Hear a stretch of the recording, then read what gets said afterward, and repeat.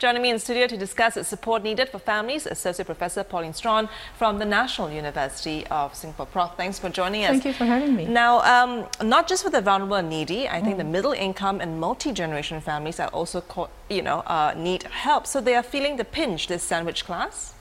I think so, definitely. And I'm looking forward to tomorrow's details on the Pioneer Generation, assistance, because I think that would bring some reprieve to 3G families, because if we can contain, for example, the healthcare costs for the older generation, then we can arrest somewhat the intergenerational transfer of expenses.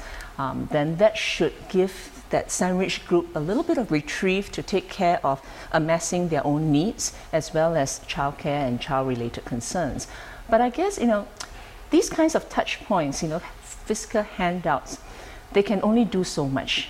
It brings reprieve for a little while, and then everything starts to roll on again. So perhaps one thing that we can do that is more meaningful would be to invest in infrastructure, step up, so that if you have more opportunities and options in the community level, it may alleviate the kind of expenses that you need, for example, to hire FDW just to manage your household healthcare, elder care, childcare needs. But if you have infrastructure at the community level, those kinds of support, for example, daycare centers for the elderly, for children, they're able to reach out to a larger group of families. Yeah? Now, going back to your point about child-related costs, such rising costs, does it impact on people thinking twice about starting a family? Most people blame costs, right? I think that is perhaps a convenient way of willing away the problem. But I think that costs aside, and of course I don't mean to trivialize, the importance of having sufficient.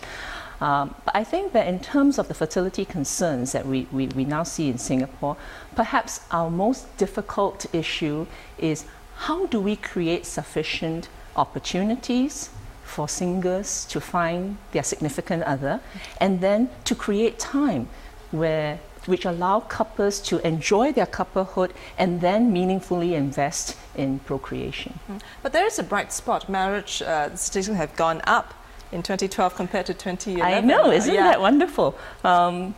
So here is the good news for Singapore, right? I mean, we talk about how we're not getting married, not having enough children, but the fact of the matter is, survey after survey tells us very enlightening news, and that is when we talk to young singles as well as those who have gotten married, right, and are ready to head into parenthood, most of them would affirm marriage and family formation as important life goals.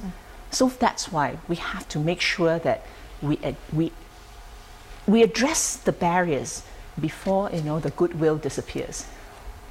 What are the top 3 barriers in your mind?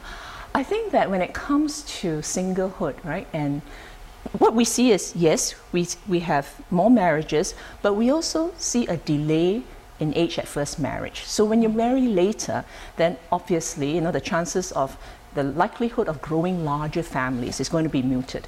So I think one of the things that concerns us when we look at the data is the citation of lack of time.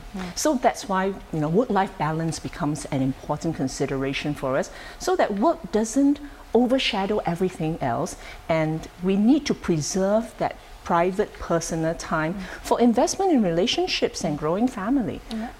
Okay. And total fertility rates actually have increased in 2012. Do you see that as just, the dragon year effect? I think that every time it doesn't drop, the government has done a good job, right?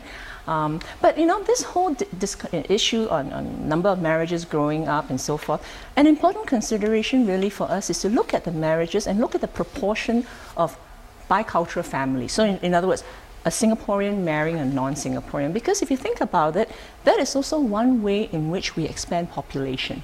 When one of us bring onto our shore a foreign person who hopefully, will now invest their life and career in Singapore. So again, important for us to look at how we can support multicultural families. All right, Pauline, thanks again for those insights. Thanks for joining us. Thank you very much. That was Associate Professor Paulin Straughan from the National University of Singapore on population issues.